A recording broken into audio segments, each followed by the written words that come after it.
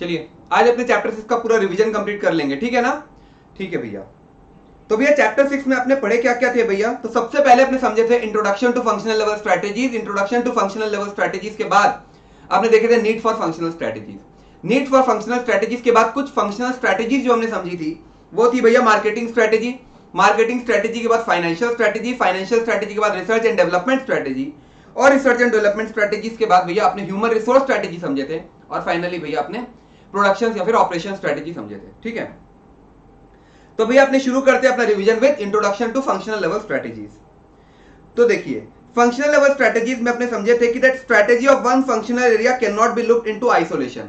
मतलब ये बात बोले थे कि ऑर्गेनाइजेशन का जो कल्चर है, ऑर्गेनाइजेशन का कल्चर है वो स्ट्रांग होना चाहिए। इसमें यही बात हम समझाए थे, हाँ भैया।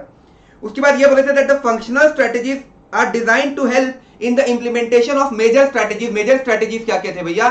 कॉर्पोरेट लेवल स्ट्रेटेजीज और बिजनेस लेवल स्ट्रेटेजीज। तो functional level strategies are designed to help in the implementation of corporate and business level strategies and for effective implementation. अगर आपको इफेक्टिवली इंप्लीमेंट करना है तो स्ट्रेटेजिस्ट को, जो भी स्ट्रेटेजिस्ट रहते हैं उन्हें डायरेक्शन देना पड़ेगा फंक्शनल मैनेजर्स को, ठीक है?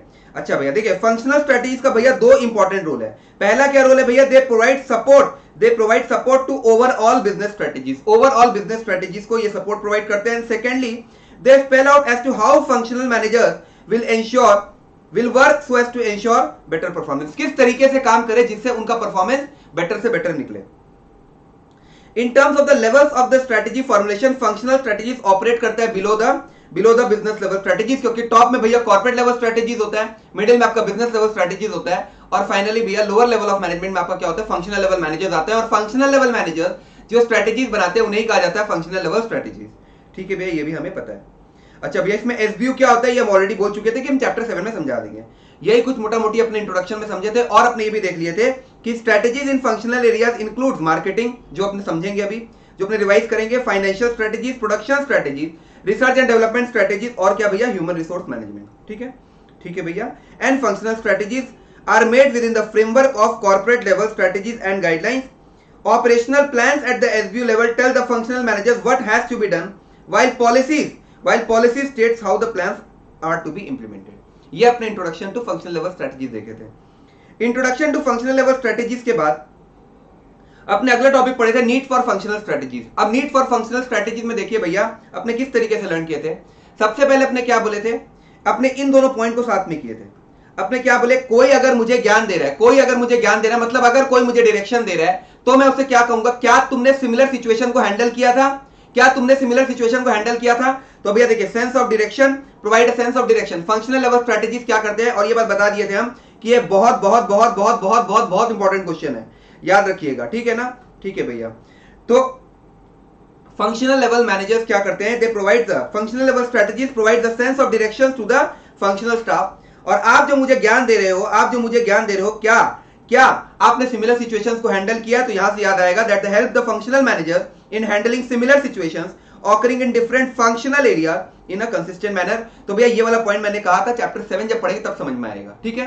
ठीक है भैया।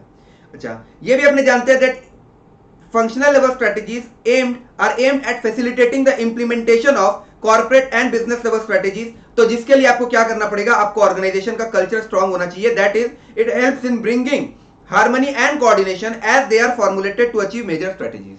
अपने देखे थे। तो भैया सबसे पहला पॉइंट क्या भैया? Sense of direction. तो provide a sense of direction to the functional staff.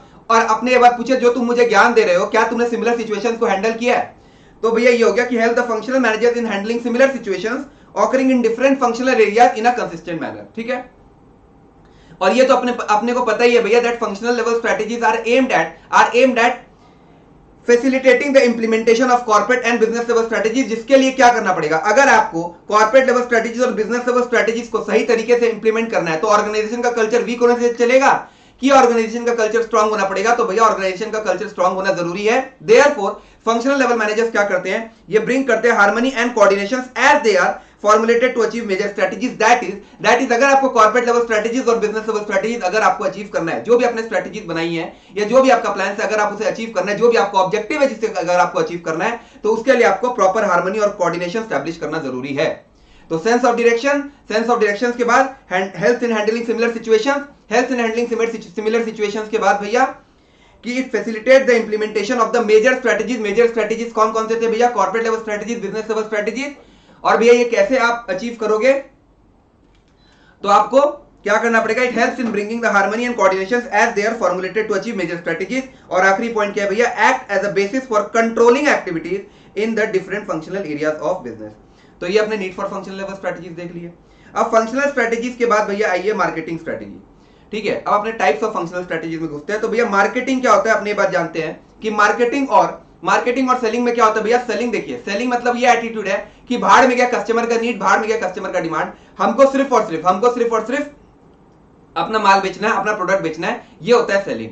तो भैया मार्केटिंग क्या होता है? Marketing complete customer oriented approach है। आपको विश्वास नहीं है भैया तो देखिए यहां पर लिखा हुआ भी है कि मार्केटिंग क्या करता है? डिलीवर करता है value to customers and connect with customers. And delivering value to customers मतलब ये हो गया कि पार्टनरिंग करना पड़ेगा because marketing alone cannot produce a superior value for the customers. It needs to work in coordination with other department. That is, एक organization का culture क्या होना चाहिए? स्ट्रांग होना जरूरी है। बहुत सारे सब कल्चर एग्जिस्ट होने से उस ऑर्गेनाइजेशन का कल्चर वीक होता है। तो यहां पर इसलिए बोला जाता है that marketing alone cannot produce superior value to customers. Partnering जरूरी है। Partnering will produce a value delivery network, that is it needs to work in coordination with other departments. ये अपना पहले देखे थे। तो मार्केटिंग भैया देखिए कस्टमर ओरिएंटेड अप्रोच है। मार्केटिंग आपका कस्टमर ओरिएंटेड अप्रोच है एंड कनेक्टिंग विद कस्टमर के रेस्पेक्ट में अपने जानते हैं STP model. Segmentation, market segmentation किस बेसिस में करते हैं भैया? 4 बेसिस में, geographic, demographic, psychographic and behavioural. फिर भैया टारगेट करते हैं और फाइनली क्या करते हैं? अपने आप को पोजीशन करते हो। ठीक है, तो भैया मार्केटिंग क्या होता है? मार्केटिंग मतलब हो गया देखिए एनालाइज सिलेक्ट, एनालाइज हो गया, एनालाइज के बाद सिलेक्ट हो गया, डेवलप हो गया, मैनेज हो गया। तो एनालाइज मार्केट अपॉर्चुनिटीज, एनालाइज के बाद भैया सिलेक्ट करना target market, analyse market opportunities, उसके बाद भैया select target market, analyse select, develop करना मार्केटिंग मिक्स, और उसके बाद क्या हो गया भैया? मैनेज करना मार्केटिंग एफर्ट। तो भैया मार्केटिंग मिक्स क्या होता है? ये वाला बात बताइए। तो मार्केटिंग मिक्स में आ जाते हैं। लेकिन मार्केटिंग मिक्स बताने से पहले भैया एक बार ये बताइए कि प्री रिक्विजिट क्या है for the formulation of marketing strategies. तो अपने ये बात जानते हैं कि डायरेक्टली अपने स्ट्रेटेजीज कभी भी फॉर्मुलेट नहीं करते हैं, अपने इंटरनल और एक्सटर्नल एनवायरनमेंट का एनालिसिस करने के बाद ही अपने स्ट्रेटेजीज को फॉर्मुलेट करते हैं और फाइनली उसे इंप्लीमेंट और कंट्रोल किया जाता है। ठीक है, तो मतलब क्या बोल रहे हैं भैया आप? डायरेक्टली प्री रिक्विजिट क्या है? मतलब मार्केटिंग स्ट्रेटेजी फॉर्मुलेट करने से पहले आप क्या करते हैं? आप एनालिसिस करते हैं इंटरनल और एक्सटर्नल एनवायरनमेंट का। आप इंटरनल और एक्सटर्नल एनवायरनमेंट का एनालिसिस करते हैं। तो जब आप इंटरनल एनवायरनमेंट का एनालिसिस करते हैं तो उसे कहा जाता है that forces close to company. That is, आप बोल रहे हो कि areas to be analysed in the environment normally include internal environment का एनालिसिस और एक्सटर्नल एनवायरनमेंट का एनालिसिस। तो इंटरनल एनवायरनमेंट के एनालिसिस के रिस्पेक्ट में लिखा हुआ है that forces close to company known as micro environment such as company का ability to serve customers, other company का department, channel member, suppliers, competitors and focus. ये हो गया आपका इंटरनल डिपार्टमेंट, इंटरनल एनवायरनमेंट। और एक्सटर्नल एनवायरनमेंट मतलब हो गया ब्रॉडर फोर्सेज या फिर मैक्रो एनवायरनमेंट, जिसमें आप क्या देखते हो? जिसमें आप political, legal, technological, ecological, social, cultural forces का आप क्या देखते हो? उसके अकॉर्डिंगली आप स्ट्रेटेजीज बनाते हो। समझ में आ गया? हाँ भैया समझ में आया। तो यही बात लिखा हुआ है that before making any strategy it is imperative, मतलब जरूरी है for the marketer to understand the environment, micro and macro environment. ठीक है, to interpret in a better way he can do स्वॉट एनालिसिस। और स्वॉट एनालिसिस में अपने क्या एनालाइज करते हैं भैया? Strength, weakness, opportunity, strength. ठीक है भैया, ठीक है। तो यही अपने देखे थे कि सबसे पहले आपका vision, mission, goals and objectives होता है। फिर आप करंट मार्केट सिचुएशन को एनालाइज करते हो। करंट मार्केट सिचुएशंस को एनालाइज करना मतलब ये हो गया भैया आपका पूरा एनालिसिस पोर्शन हो गया। अब एनालिसिस पोर्शन के बाद जो भी आपको थ्रेट्स दिखता है या जो भी आपकी वीकनेस है उन इश्यूज को आप कंसीडर करते हो और फाइनली आप एक स्ट्रेटेजी बनाते हो। स्ट्रेटेजी बनाने के बाद आप क्या करते हो? उसे इंप्लीमेंट करते हो और अगर उसमें कुछ गलतियां हैं तो उन्हें आप कंट्रोल भी करते हो। ये अपने देखे थे pre requisites for formulation of marketing strategy. Pre requisites के बाद जस्ट फॉर रेफरेंस ये अपने कटवा दिए थे, इसको करने का दरकार नहीं है। इसके बाद अपने आ गए थे प्रोडक्ट लाइफ साइकिल बताने से पहले भैया एक बार आइए मार्केटिंग मिक्स क्या था। तो मार्केटिंग मिक्स क्या है भैया? Marketing mix is a set of controllable marketing variables that the firm blends to produce the response it wants in the target market. It consist of everything that the firm can do to influence the demand of the product. और marketing mix क्या भैया? 4 piece है marketing mix के। और उसके बाद भैया expanded marketing mix का भी कंसेप्ट आता है। लेकिन मार्केटिंग मिक्स में 4 पीस क्या क्या भैया? Product, price, place, promotion. Product हो गया, प्राइस हो गया, प्लेस हो गया, प्रमोशन हो गया। तो ये 4 पीस मार्केटर के एंगल से है, लेकिन this 4 Ps correspond to 4 Cs when perceived from customer perspective. तो आपका जो प्रोडक्ट है कस्टमर के लिए क्या होना चाहिए? वो सोल्यूशन होना चाहिए, उसका प्रॉब्लम का सोल्यूशन होना चाहिए। आज जो प्रोडक्ट बेच रहे हो कस्टमर के लिए क्या होना चाहिए, कस्टमर के लिए उसका प्रॉब्लम का अगर वो सोल्यूशन है तभी वो आपका प्रोडक्ट खरीदेगा। आपका जो प्राइस है कस्टमर के लिए वो कॉस्ट है, आपका place of distribution channel customer के लिए क्या होना चाहिए, कन्वीनियंस प्रोवाइड करवाना चाहिए, और आपका प्रमोशन कस्टमर के लिए क्या करता है, कस्टमर को कम्युनिकेट करता है। आपका प्रमोशन ऐसा होना चाहिए, आपका प्रमोशन आपको इस तरीके से करना चाहिए कि आप अपने प्रोडक्ट की बात या जो भी आपके प्रोडक्ट में यूनिक फीचर है, कुछ भी बात है, वो कस्टमर तक कम्युनिकेट हो जाए। ठीक है, ठीक है भैया। तो फिर 4 पीस ऑफ मार्केटिंग पढ़ने बैठते हैं भैया अब। तो प्रोडक्ट क्या होता है, प्रोडक्ट मतलब combination of goods and services that the company offers to the target market. इसमें आप स्ट्रेटेजिक डिसीजन किस किस के रेस्पेक्ट में लेते हो भैया, तो प्रोडक्ट को आप क्या कर सकते हो, प्रोडक्ट को आप पैकेजिंग कर सकते हो, प्रोडक्ट का ब्रांडिंग कर सकते हो, फिर आप क्या बोल सकते हो भैया, रिट्रेंचमेंट मतलब ड्रॉप कीजिए फेल प्रोडक्ट्स को, और अगर आपको डाइवर्सिफाई करना है तो आप ऐड कीजिए न्यू वंस को। ठीक है, तो देखिए भैया, strategic decisions must be made regarding managing existing product. Managing existing product मतलब ये हो गया उसका ब्रांडिंग करना, उसका पैकेजिंग करना। इसके बाद क्या बोल रहे हो भैया, रिट्रेंचमेंट स्ट्रेटेजी मतलब ड्रॉप कर दीजिए फेल प्रोडक्ट्स को, डाइवर्सिफिकेशन स्ट्रेटेजीज मतलब हो गया adding new ones and other product features such as warranties. तो स्ट्रेटेजिक डिसीजन भैया किस किस के रेस्पेक्ट में ले रहे हैं, देखिए भैया, पैकेजिंग हो गया, पैकेजिंग के बाद पैकेजिंग के बाद ब्रांडिंग हो गया, वारंटीज हो गया, और अगर आपको डाइवर्सिफाई करना है बिजनेस को तो ऐड कर दीजिए नया वंस के, नया न्यू प्रोडक्ट को ऐड कर लीजिए, और आपको रिट्रेंचमेंट स्ट्रेटेजी है तो ड्रॉप कर दीजिए फेल प्रोडक्ट्स को। इसी के रेस्पेक्ट में स्ट्रेटेजिक डिसीजंस लेना है। ठीक है, हाँ भैया, स्ट्रेटेजिक डिसीजंस इसी के रेस्पेक्ट में लेना है। और उसके बाद अपने क्या देखे, that organization seeks to hammer. अच्छा, इसके बाद अपने को ये भी बताना है कि हमारा जो प्रोडक्ट है कस्टमर के दिमाग में रजिस्टर करवाना है कि हमारा जो प्रोडक्ट है वो बाकियों से अलग है। एक्चुअली में अलग है या नहीं है उससे कोई फर्क नहीं पड़ता, कस्टमर को ये सोचना पड़ेगा, कस्टमर के दिमाग में आप ये सेट करना चाहते हो कि हाँ भैया ये कंपनी का प्रोडक्ट अलग है। ठीक है, हाँ भैया, तो देख लीजिए लिखा हुआ है, it does not matter whether the differentiation is real, actually है या फिर नहीं है। It is enough if the customers are persuaded to believe that the marketer's product is different from others। तो आप अपने प्रोडक्ट को कैसे अलग करवाते हो, आप अपना प्रोडक्ट का ब्रांड हैमरिंग कैसे करते हो, तो भैया आप कर सकते हो, such hammering is done through designated brand names and product can also be differentiated on the basis of size, shape, colour, packaging, brand names, after sale service and so on. तो ये अपने देखे थे यहाँ पर। ठीक है, अच्छा, इसके बाद अपने देखे थे प्राइस। तो प्राइस मतलब हो गया भैया, state the amount of money that the customer has to pay to obtain the product. आप कितना पैसा दे रहे हो, अमाउंट ऑफ मनी जो कस्टमर को देना पड़ेगा in order to obtain the product. तो इसमें भैया सबसे पहले स्कीमिंग प्राइसिंग पॉलिसी पढ़े थे। स्कीमिंग प्राइसिंग पॉलिसी मतलब क्या होता है भैया, इनिशियली आप हाई रखते हो प्राइस को, बाद में रिड्यूस करते हो। आप इनिशियली प्राइस को हाई रखते हो, बाद में रिड्यूस करते हो। तो ये कौन से टाइप ऑफ कस्टमर्स के लिए भैया, दोज आर प्राइस इनसेंसिटिव। उन्हें प्राइस से कोई फर्क नहीं पड़ता, but they are sensitive to the novelty of the new product, ठीक है। हाँ भैया, ये अपना स्कीमिंग प्राइसिंग हो गया। और पेनिट्रेशन प्राइसिंग जो कि अपने देखे थे जियो ने किया है। जियो ने क्या किया था भैया, इनिशियली तो लो प्राइस रखा एंड देन कर दिया प्राइस को इंक्रीज। तो product is launch at a low price so as to reach each and every customer of the market. और उसके बाद अपने देखिए भैया, मार्केट मार्जिन और कस्टमर्स। मार्केट मतलब हो गया भैया इंक्रीजिंग मार्केट शेयर, प्रोड्यूस करना reasonable margin over cost, produce करना sufficient returns through a reasonable margin over cost and have a customer centric approach. तो यहाँ पर अपना सेकंड पी खत्म हो गया भैया। पहले अपने प्राइस कर लिए, फिर अपने प्रोडक्ट कर लिए। तो प्रोडक्ट के रेस्पेक्ट में अपने क्या देखे भैया, प्रोडक्ट के रेस्पेक्ट में देखिए अपने मैनेज करेंगे, मैनेजिंग एग्जिस्टिंग प्रोडक्ट करेंगे, और भैया पैकेजिंग करेंगे, ब्रांडिंग करेंगे, वारंटी देंगे। वारंटी के बाद भैया डाइवर्सिफिकेशन में ऐड अगर करना है हमें कोई नया प्रोडक्ट तो अपने वो ऐड कर लेंगे। कोई फेल प्रोडक्ट उसे ड्रॉप करना है तो उसके रेस्पेक्ट में स्ट्रेटेजिक डिसीजन लिया जाएगा। और अपने कस्टमर के दिमाग में ये रजिस्टर करवाना चाहेंगे कि एक्चुअली हमारा प्रोडक्ट जो हम ये चाहेंगे कि कस्टमर के दिमाग में रजिस्टर हो कि हमारा प्रोडक्ट बाकियों से अलग है। एक्चुअली में है या नहीं वो नहीं पता, लेकिन हम ये रजिस्टर करवाना चाहते हैं कि हमारा प्रोडक्ट बाकियों से अलग है। और ये आप कैसे करते हो, through designated brand name, shape, size, colour etcetera, ठीक है। और फिर प्राइस में अपने देख लिए कि कस्टमर जो पैसा देते हैं in order to obtain the product, वही आपका होता है प्राइस। जिसमें स्कीमिंग प्राइसिंग पॉलिसी में सबसे पहले आप प्राइस को हाई रखते हो, फिर आप लो करते हो। लेकिन पेनिट्रेशन प्राइसिंग पूरा का पूरा उल्टा है, जिसमें इनिशियली आप लो रखते हो, बाद में आप हाई करते हो, ठीक है। और इसमें मार्केट मार्जिन और कस्टमर है, जिसमें कस्टमर से याद आता है have a customer centric approach. Market से याद आता है मार्केट शेयर को बढ़ाना, और मार्जिन से याद आएगा प्रोड्यूस करना sufficient return through a reasonable margin over cost. इसमें कोई दिक्कत है नहीं भैया, इसमें कोई प्रॉब्लम नहीं है। अच्छा, अब आइए प्लेस में। प्लेस मतलब क्या बोलते हैं, प्लेस वो एक्टिविटीज जो लेते हो that make the product available to target customers. तो यहां पर आप क्या बोलते हो, स्ट्रेटेजीज जो कि applicable to intermediaries must be design. Strategies applicable to intermediaries such as wholesalers and retailers must be designed. And strategies management of channels में क्या बोलता है, that strategies should be taken up for the management of channels by which वो channels क्या काम करते हैं, ownership of the product को ट्रांसफर कर देते हैं फ्रॉम प्रोड्यूसर्स टू कस्टमर्स। तो ये भैया अपना प्लेस ऑफ डिस्ट्रीब्यूशन चैनल भी खत्म। और आखिरी क्या है भैया, प्रमोशन। तो प्रमोशन वो सारी की सारी activities that are undertaken to communicate the merits of the product to customers. वो सारी की सारी activities that are undertaken to communicate the merits of the product to customers, ये होता है प्रमोशन। और कुछ प्रमोशनल टूल बताइए भैया। तो प्रमोशनल टूल में सबसे पहले अपने समझे थे एडवर्टाइजिंग, एडवर्टाइजिंग के बाद अपने समझे थे personal selling, advertising personal selling के बाद अपने समझे थे सेल्स प्रमोशन, और सेल्स प्रमोशन के बाद अपने समझे थे पब्लिसिटी। यही 4 प्रमोशनल टूल्स हैं।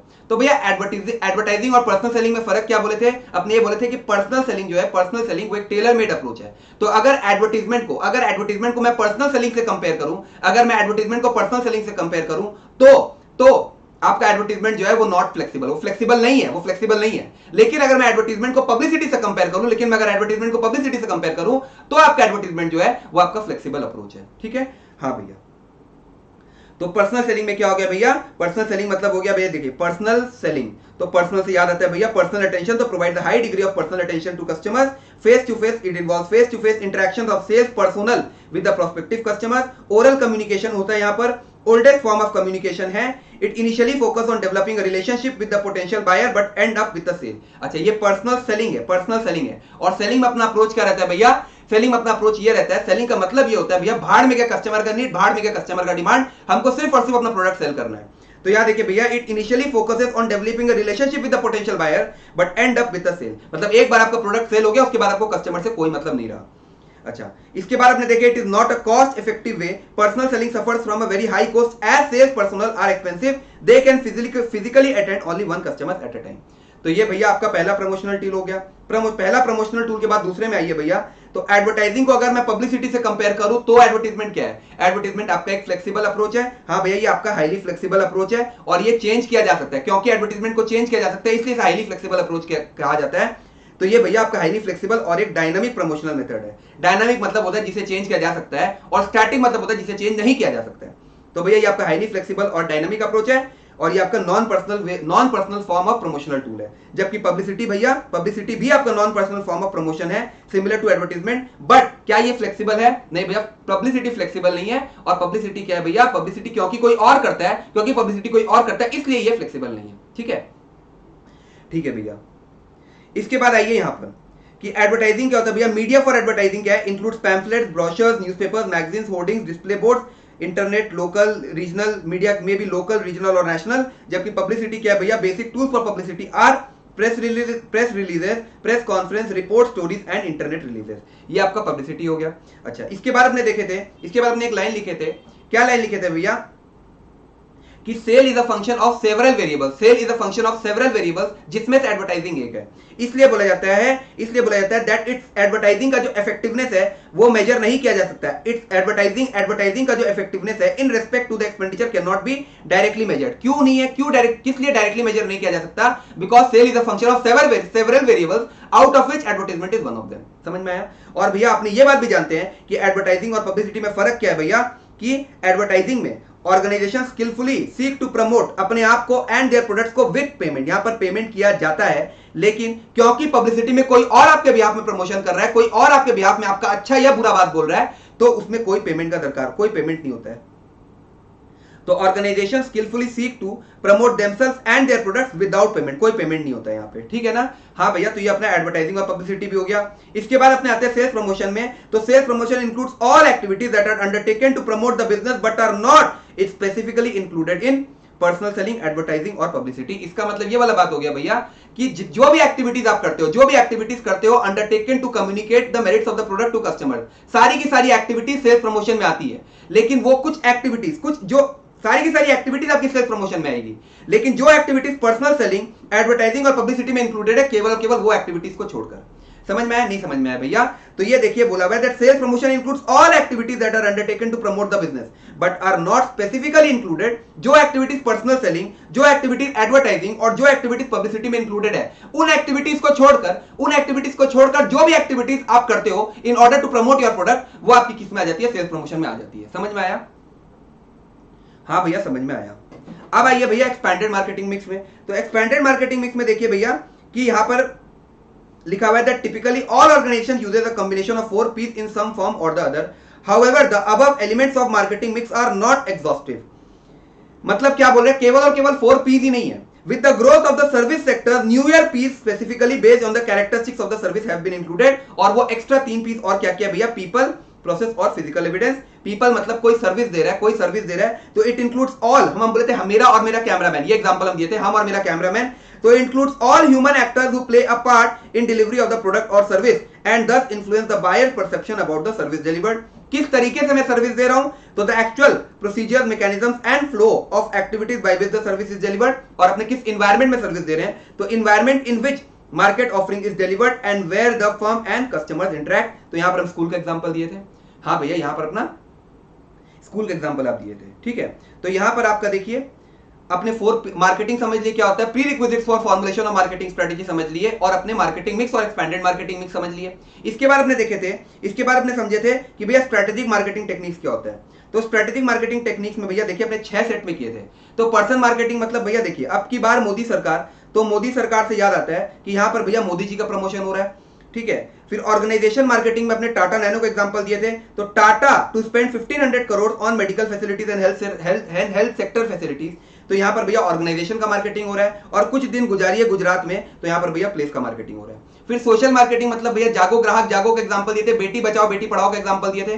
तो ये आपका क्या होता है भैया, कोई सोशल आइडियाज को प्रमोट किया जा रहा है क्योंकि आप सोसाइटी में एक चेंज लाना चाहते हो. ये आपका सोशल मार्केटिंग हो गया.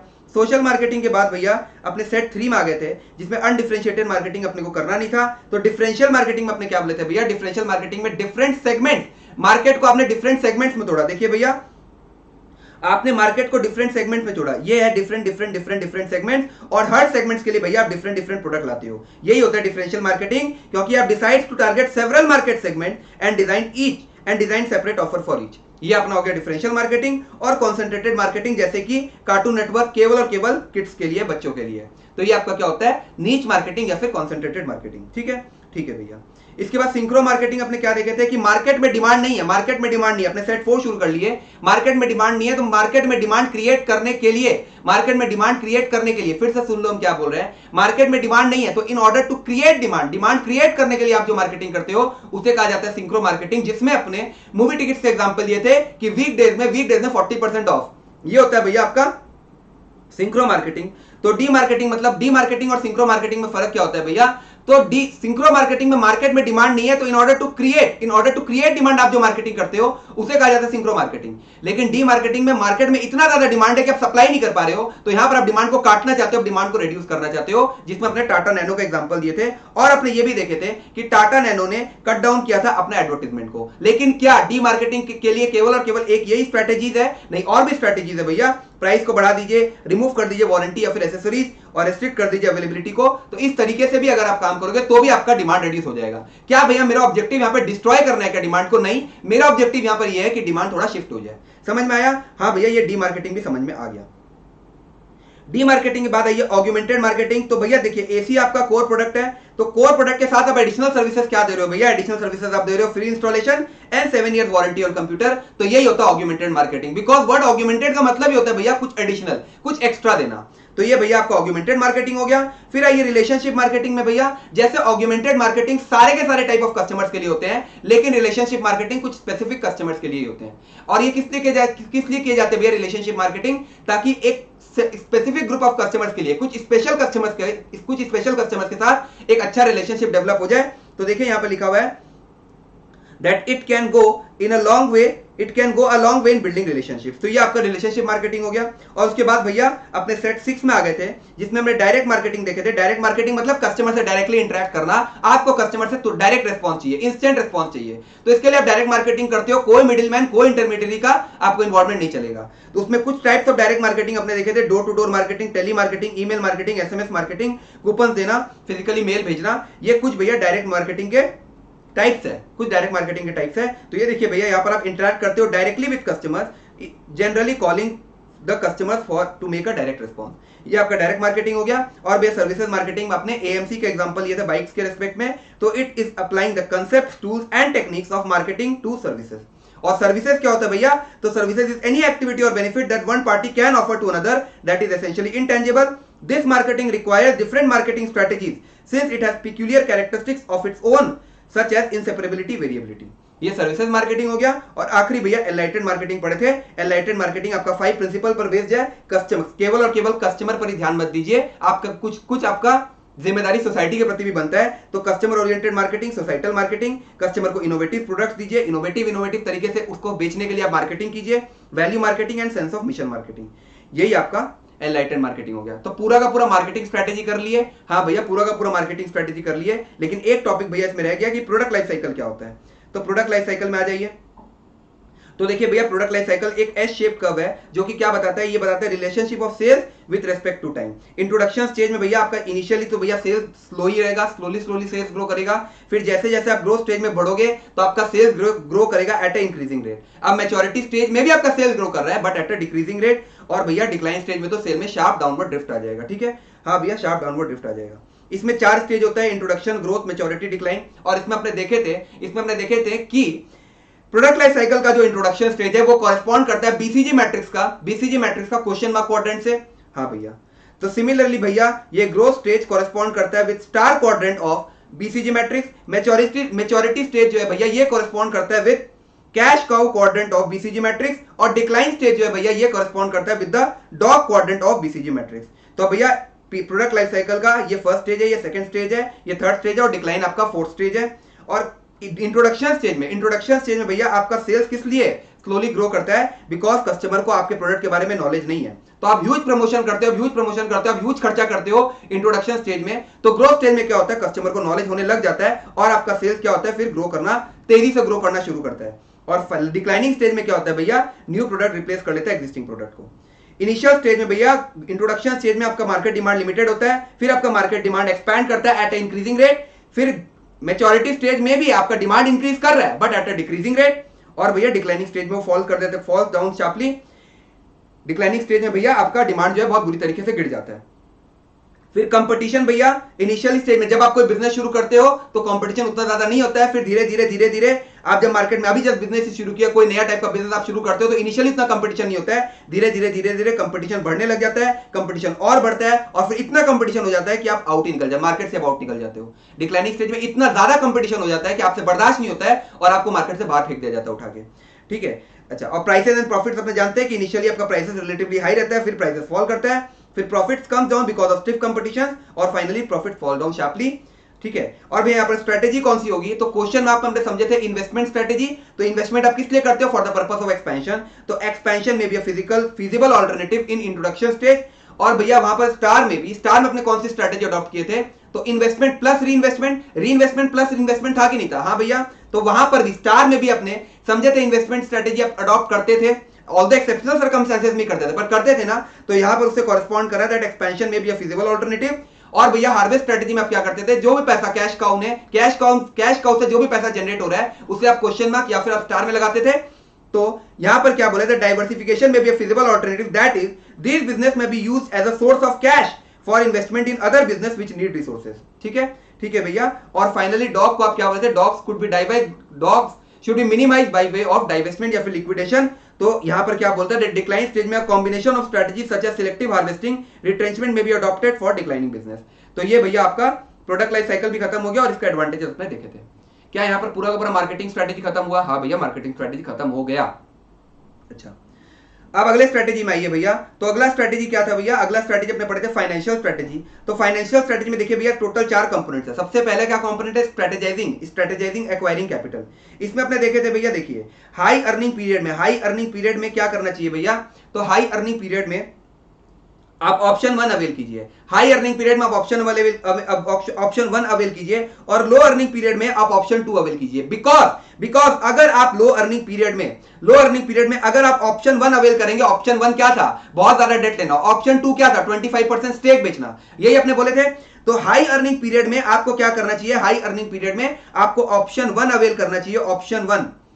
और लो अर्निंग पीरियड में आपको ऑप्शन 2 अवेल करना चाहिए। बिकॉज अगर आप लो अर्निंग पीरियड में अगर आप ऑप्शन 1 अवेल करोगे तो क्या होगा भैया, ये बात याद रखिएगा कि fixed date obligation generally must be made. आपको अपना डाइल्यूट करना पड़ सकता है ओनरशिप और कंट्रोल। और serious concern in today's business environment of hostile takeover, mergers and acquisition, जिसमें अपने एग्जांपल देखे भी थे फ्यूचर ग्रुप और रिलायंस का। ठीक है भैया। और यहां पर क्या देखे थे कि आपके पास पैसा कहां से आ सकता है, तो भैया आपका नेट प्रॉफिट अपने एसेट्स को बेच के डेट और इक्विटी से, और आइडियली डेट इक्विटी रेशियो कितना होना चाहिए भैया 2:1, ठीक है, ठीक है भैया। And factors regarding which strategies have to be made by the financial manager, वो क्या है भैया, relationship with lenders, bank, financial institutions, capital structure, procurement of capital and working capital borrowings. ये अपने यहां पर समझ लिए थे।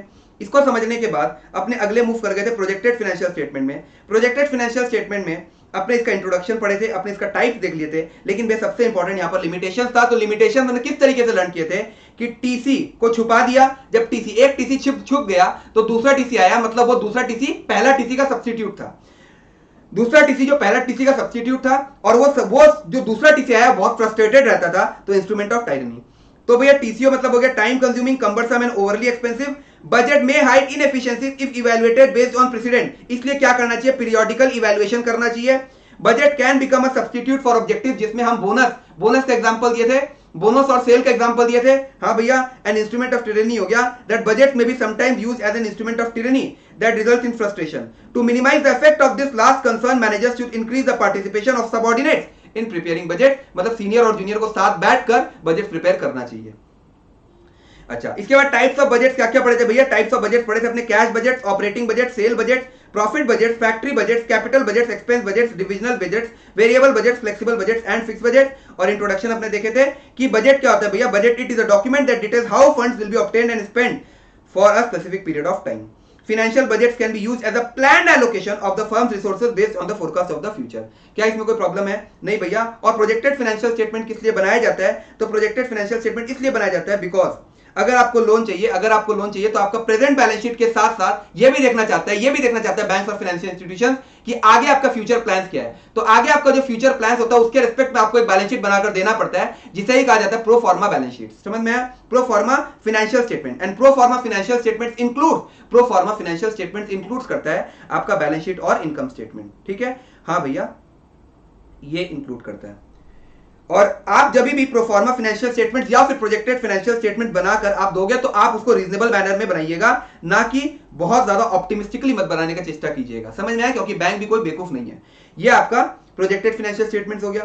प्रोजेक्टेड फाइनेंशियल स्टेटमेंट्स के बाद अपने देखे थे स्ट्रेटेजाइजिंग और utilizing the management of fund, जिसमें हमने कुछ फैक्टर्स देखे थे कि यूटिलाइजेशन ऑफ फंड्स क्या रिलेट करता है। It is important since it relates to the efficiency and effectiveness of resource utilization and management of funds. Management of funds can play an important or pivotal role in strategy implementation as it aims at the conservation and optimum utilization of resources। और अगर कभी भी management और share holders के बीच में अगर कोई भी इंटरेस्ट को लेके कंफ्लिक्ट होता है तो प्रायोरिटीज ऑफ मैनेजमेंट में often conflict with those of the shareholders, तो ये रिस्पांसिबिलिटी स्ट्रेटेजिस्ट का बनता है to minimize the conflict of interest between the management and shareholders. ये अपने देखे थे। और यूटिलाइजेशन ऑफ फंड्स में किन फैक्टर्स के रेस्पेक्ट में प्लान बनाना जरूरी है, तो कैपिटल, आप कितना कैपिटल इन्वेस्टमेंट करोगे, कितना फिक्स्ड एसेट्स एक्वायर करोगे, current assets, loans and advances, कितना लोन दोगे, कितना एडवांसेस दोगे, different decisions, relationship with shareholders and management of funds के रेस्पेक्ट में major factors regarding which the plans and policies related to management of the funds have to be made. वो क्या किया भैया, accounting, budgeting, risk management, cost control and reduction, tax planning and management control system. ठीक है, ठीक है भैया, ये आपका utilization and management of funds भी हो गया। और फाइनली अपने देखे थे evaluating the worth of business. अब evaluating the worth of business भैया क्यों जरूरी है, तो evaluating the worth of the business is central to strategy implementation. Because अगर आपको कोई बिजनेस को एक्वायर करना है या फिर आपका खुद का बिजनेस समझ लीजिए बिक रहा है, तो दोनों ही केस में बिजनेस का वर्थ जानना बहुत जरूरी है। तो पहला मेथड क्या बिजनेस का वर्थ जानने का, तो पहला मेथड है भैया नेट वर्थ निकाल लीजिए। तो नेट वर्थ अपने देखे थे share capital plus reserve and surplus, plus या माइनस कर दीजिए over valued under valued assets and plus या माइनस कर दीजिए आपका गुडविल का इफेक्ट। ये आपको क्या दे देगा, रीजनेबल एस्टिमेट दे देगा of the firms monetary value. Approach through क्या है भैया, पहला अप्रोच तो भैया बेस्ड ऑन नेटवर्थ है। दूसरा अप्रोच क्या है भैया, through net profit. Through net profits क्या है भैया, आपका जो करंट ईयर एनुअल प्रॉफिट है उसको 5 टाइम्स से मल्टीप्लाई कर दीजिए। और तीसरा अप्रोच क्या है भैया, let the market determine the business worth. Let market को डिफाइन करने दीजिए आपका बिजनेस का वर्थ क्या है। तो जिसमें से अपने सेलिंग प्राइस क्या देखे थे, पहला मेथड है भैया सेलिंग प्राइस। तो based on the selling price of the similar company. Price earning ratio method क्या बोलता है, प्राइस अर्निंग रेशियो मेथड बोलता है। तो प्राइस अर्निंग रेशियो क्या होता है, प्राइस अर्निंग रेशियो होता है प्राइस बाय ईपीएस। तो price by EPS into earnings, price by EPS into earnings will give us market capitalization. तो यही बात बोलता है that price by EPS into earnings of 5 पिछले 5 साल का एवरेज नेट इनकम कर दीजिए for the past 5 years will give you market capitalization, that is आपका बिजनेस वर्थ दे देगा। मतलब आप ये वाला बात बोल रहे हो भैया कि बिजनेस वर्थ क्या हुआ भैया, बिजनेस वर्थ हुआ PE ratio into earnings. Where P ratio क्या हो गया भैया, पी रेशियो हो गया आपका price by EPS, price by EPS, और भैया आपका अर्निंग्स क्या हो गया भैया, तो अर्निंग्स आपको पिछले 5 साल का आपको एवरेज करना है। तो भैया कौन सा एवरेज करना है, सिंपल एवरेज की वेटेड एवरेज, ऐसा कुछ नहीं बोला हुआ है। तो average net income for the past 5 years, ठीक है भैया। और फाइनली क्या भैया, आउटस्टैंडिंग शेयर मेथड, जिसमें number of share outstanding into market price पर शेयर प्लस प्रीमियम। समझ में आया? हाँ भैया, प्लस प्रीमियम जो लिखा है अपने अच्छे से बताया थे कि किस लिए लिखा हुआ है, ठीक है भैया। तो यहां पर आपका मार्केटिंग स्ट्रेटेजी भी खत्म हो गया, सॉरी फाइनेंशियल स्ट्रेटेजी भी खत्म हो गया, ठीक है। तो अपना मार्केटिंग स्ट्रेटेजी खत्म, फाइनेंशियल स्ट्रेटेजी खत्म। अच्छा, इसके बाद आइए भैया रिसर्च एंड डेवलपमेंट स्ट्रेटेजी में। तो रिसर्च एंड डेवलपमेंट स्ट्रेटेजी में आपने देखे थे भैया, तो प्रोडक्ट डेवलपमेंट क्या होता है भैया, प्रोडक्ट डेवलपमेंट और मार्केट पेनिट्रेशन में क्या फर्क होता है। तो मार्केट पेनिट्रेशन में भैया आप प्रोडक्ट्स को सब्सटैंशियली इंप्रूव नहीं करते हो, लेकिन प्रोडक्ट डेवलपमेंट में प्रोडक्ट्स में रेडिकल चेंज आता है, या आप इंप्रूव करते हो नया प्रोडक्ट्स को रेडिकली आप प्रोडक्ट डेवलपमेंट में या तो आप इंप्रूव करोगे रेडिकली, या फिर आप नए प्रोडक्ट्स लाओगे प्रोडक्ट डेवलपमेंट में। लेकिन मार्केट पेनिट्रेशन में आप फोकस करते हो सेल करना existing product, in existing product को एग्जिस्टिंग मार्केट में आप सेल करने का आपका ऑब्जेक्टिव रहता है। तो यहां पर मार्केट पेनिट्रेशन में बहुत सारा प्रोडक्ट में आप चेंज नहीं करते हो, लेकिन प्रोडक्ट डेवलपमेंट में रेडिकली आप ओल्ड प्रोडक्ट्स में जो रहता है उसमें इंप्रूवमेंट लाते हो। तो research and development personnel can play an integral part in the strategy implementation. They are generally charge with developing new products and improving old products. अगर इंप्रूव करना ओल्ड प्रोडक्ट्स को अगर आप रेडिकली इंप्रूवमेंट करते हो तो उसे कहा जाता है प्रोडक्ट डेवलपमेंट। लेकिन अगर माइनर चेंज अगर आपने प्रोडक्ट में किया है तो उसे कहा जाता है मार्केट पेनिट्रेशन। तो strategies such as product development, market penetration and concentric diversification require new product be successfully developed and old product be significantly improved. ये अपना पहला पॉइंट हो गया। और अपने ये बात जानते हैं that level of management support for R&D is often constrained by resources availability and there must be, मतलब ऑर्गेनाइजेशन का कल्चर स्ट्रांग होना जरूरी है। तो there must be effective interaction between the R&D departments and other functional departments in implementing different types of generic business strategies. और भैया generic business strategies अपने क्या जानते हैं, अपने जानते हैं बेस्ट कॉस्ट प्रोवाइडर स्ट्रेटेजी और Michael Porter's generic strategy. Michael Porter's generic strategy क्या था भैया, कॉस्ट लीडरशिप, डिफरेंशिएशन और फोकस स्ट्रेटेजीज। उसी के बाद यहां पर कर रहा है। फिर task of R&D employees and managers क्या था भैया, ऑल्टरिंग ट्रांसफरिंग। तो ऑल्टर करना प्रोडक्ट्स को to particular taste and preferences and transfer करना कॉम्प्लेक्स टेक्नोलॉजी। उसके बाद क्या भैया, एडजस्टिंग अडॉप्टिंग। तो एडजस्टिंग प्रोसेसेस, अडॉप्टिंग प्रोसेसेस। तो adjusting processes to local raw materials and adopting processes to local markets. ये आपका टास्क हो गया। इसके बाद आपने ये देखे थे, a critical question is whether A firm should develop research and development expertise internally या फिर outside करना to external agencies. The following guidelines can be used to help make this decision. तो जिसमें अपने एक समरी देखे थे कि अगर आपका rate of technological progress slow है और मार्केट ग्रोथ रेट अगर आपका मॉडरेट है और कोई सिग्निफिकेंट बैरियर्स है, न्यू एंट्रेंट्स अगर सिग्निफिकेंट बैरियर्स है, तो आप इन हाउस ही R&D कीजिए। अगर आपका टेक्नोलॉजिकल प्रोग्रेस आपका फास्ट है, मार्केट ग्रोथ रेट अगर आपका स्लो है, तो आपका डिसीजन क्या होना चाहिए, ये आपको रिसर्च एंड डेवलपमेंट में इन्वेस्टमेंट नहीं करना चाहिए, क्योंकि because it may lead to development of an ultimate obsolete technology or for one which there is no market। ठीक है, हाँ भैया। और फिर रेट ऑफ टेक्नोलॉजिकल प्रोग्रेस अगर स्लो है, मार्केट ग्रोथ रेट अगर आपका फास्ट है, तो आपका डिसीजन है कि आप एक्सक्लूसिव या फिर नॉन एक्सक्लूसिव बेसिस पर आप R&D का काम दे सकते हो। और रिसर्च और अगर आपका रेट ऑफ टेक्नोलॉजिकल प्रोग्रेस अगर फास्ट है और मार्केट ग्रोथ रेट भी अगर आपका फास्ट है, तो भैया यहां पर आपका डिसीजन क्या हो गया, आप इफेक्टिवली आउटसोर्स कर सकते हो। इफेक्टिव आउटसोर्सिंग मतलब हो गया भैया that research and development expertise should be obtained through acquisition of a well established firm in the industry. तो ये आपने देखे थे। इसके बाद अगला अप्रोच अपना क्या था भैया कि R&D approaches to implement strategic decision. तो 3 अप्रोच है, या तो आप एप्पल बन जाइए, दैट इज आप लीडर बन जाइए, या आप सैमसंग बन जाइए, मतलब आप एक इनोवेटिव इमिटेटर बनिए, या फिर आप क्या कर दिए, be low cost producer like Chinese company. और फाइनली अपने देखे थे that R&D policies can enhance strategy implementation efforts. तो यहां पर अपने इसका चार्ट हिसाब से बना लिए थे कि चार्ट 1 से याद आता है भैया, तो चार्ट 1 से याद आएगा दैट आप चार्ट वन देखिए, चार्ट 1 से याद आएगा that spend a high average और लो अमाउंट ऑफ मनी और R&D।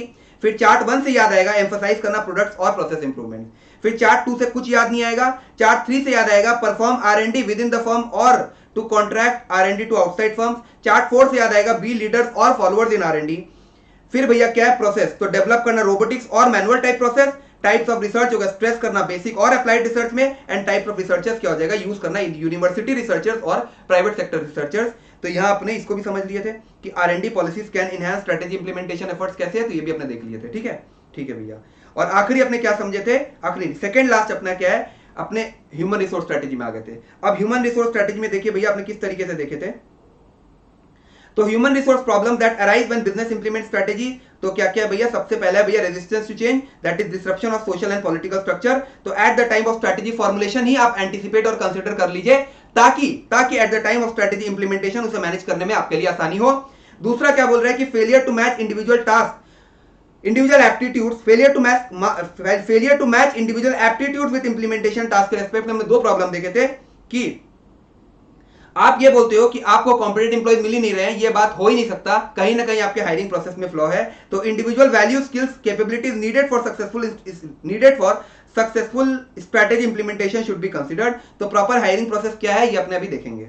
और दूसरा क्या बोल रहे हो कि jobs have a specific and relatively static responsibility all the people are dynamic. तो यहां पर अपने दो सेट में किए थे, अपने लीडर और मैनेजर में फर्क देखे थे, और अपने जॉब एनरिचमेंट और जॉब एनलार्जमेंट भी अपने समझे थे। तो भैया यहां देखिए सेट 1 में जॉब एनरिचमेंट, जॉब एनलार्जमेंट, ये 2 पॉइंट हो गया। और 2 पॉइंट कौन कौन से भैया, तो प्रमोशंस हो गया, ऑफर करियर डेवलपमेंट अपॉर्चुनिटीज। और सेट 2 में क्या भैया, मैनेजर से याद आएगा ट्रांसफरिंग मैनेजर्स, और लीडर से याद आएगा डेवलपिंग लीडरशिप वर्कशॉप। क्या इतना समझ में आया? हाँ भैया। और प्रॉपर हायरिंग प्रोसेस क्या है भैया, ये एक बार रुकिए हम बता रहे हैं। उससे पहले तीसरा प्रॉब्लम क्या है, आपने क्या पढ़े भैया, human resource problems that arise when business implement strategy. तो तीसरा प्रॉब्लम है inadequate top management support for implementation activities. तो यहां पर टॉप मैनेजमेंट का एक्टिव इन्वॉल्वमेंट दिखाना जरूरी है, और टॉप मैनेजमेंट को पर्सनली कमिटेड भी होना चाहिए। समझ में आया? हाँ भैया। तो भैया अब ये बताइए प्रॉपर हायरिंग प्रोसेस क्या है। तो प्रॉपर हायरिंग प्रोसेस भैया देखिए, सबसे पहले आप जॉब एनालिसिस कर लीजिए, प्लानिंग कर लीजिए, ये आपका प्री सिलेक्शन प्रैक्टिस होता है। जॉब एनालिसिस प्लानिंग के बाद आप क्या कीजिए, रिक्रूटमेंट और सिलेक्शन कर लीजिए, ये आपका क्या होता है, ये आपका सिलेक्शन प्रैक्टिस होता है। और रिक्रूटमेंट एंड सिलेक्शन अगर आप करते हो तो इससे क्या करते हो, आप आइडेंटिफाई करते हो, अट्रैक्ट करते हो, अट्रैक्ट करते हो और सिलेक्ट करते हो कॉम्पिटेंट एप्लीकेंट्स को। अब रिक्रूटमेंट सिलेक्शन के बाद अब अगला काम क्या करते हो, इंडक्शन के बाद ट्रेनिंग के बाद भैया आप परफॉर्मेंस का अप्रेजल करते हो थ्रू कोचिंग, काउंसलिंग हो गया और ट्रेनिंग हो गया। और फाइनली आपके एम्प्लॉइज कहीं और आपको छोड़कर किसी और ऑर्गेनाइजेशन को ज्वाइन ना कर ले, इसके लिए आपको क्या करना पड़ता है, कॉम्पेंसेशन मैनेजमेंट करना पड़ता है। और भैया induction, training, appraisal of performance और कॉम्पेंसेशन मैनेजमेंट आपका क्या होता है भैया, पोस्ट सिलेक्शन प्रैक्टिस होता है। दैट इज भैया जॉब एनालिसिस प्लानिंग आपका प्री सिलेक्शन प्रैक्टिस हुआ, रिक्रूटमेंट एंड सिलेक्शन आपका सिलेक्शन प्रैक्टिस हो गया, और induction, training, appraisal of performance और कॉम्पेंसेशन मैनेजमेंट आपका पोस्ट सिलेक्शन प्रैक्टिस हो गया। ठीक है भैया। तो strategic role of human resource managers क्या है, तो my purpose is to change. तो पर्पस से याद आएगा प्रोवाइडिंग पर्पसफुल डायरेक्शन, चेंज से याद आएगा facilitation of change, human resources से याद आएगा empowerment of human resources, work properly. That is my purpose is to change the human resources so that we can work properly. तो work से याद आएगा मैनेजिंग वर्कफोर्स डाइवर्सिटी, फिर work से याद आएगा डेवलप करना वर्क एथिक्स एंड कल्चर को। ठीक है, हाँ भैया। और सेट 2 में क्या है भैया, core competency ultimately leads to sustainable competitive advantage. तो कोर कंपिटेंसी से याद आएगा बिल्डिंग कोर कंपिटेंसीज, और कॉम्पिटिटिव एडवांटेज से याद आएगा क्रिएटिंग कॉम्पिटिटिव एडवांटेज। क्या ये वाला पॉइंट खत्म हो गया? हाँ भैया, इससे अपना एचआर स्ट्रेटेजी पूरा का पूरा खत्म हो गया। और आखिरी भैया जो अपने देखे थे वो क्या था भैया, प्रोडक्शन ऑपरेशन स्ट्रेटेजी। इसमें हम तुम लोग को ये वाला पोर्शन रीड करने के लिए बोल देते कि अंडरस्टैंडिंग द प्रोडक्शन सिस्टम तुम लोग अच्छा से इसको कर लेना। और बाकी भैया लॉजिस्टिक्स मैनेजमेंट और सप्लाई चेन मैनेजमेंट तो अपने चैप्टर 2 में ही कर चुके हैं। क्या ये पूरा का पूरा चैप्टर का रिवीजन हो गया? हाँ भैया, एक बार खाली चेक कर लेते कि आपने सब कुछ पढ़ा दिया कि नहीं पढ़ा दिया। तो देखिए भैया, आपने introduction to functional level strategies पढ़ा दिया, need for functional level strategies भी पढ़ा दिया, पूरा मार्केटिंग स्ट्रेटेजी करवा दिया, फाइनेंशियल स्ट्रेटेजी भी करवा दिया, रिसर्च एंड डेवलपमेंट स्ट्रेटेजी करवाया, ह्यूमन रिसोर्स स्ट्रेटेजी करवाया, और आपने प्रोडक्शन ऑब्लिक ऑपरेशन स्ट्रेटेजीज करवा लिया। ठीक है, चलिए आज का रिवीजन खत्म। चलिए बाय।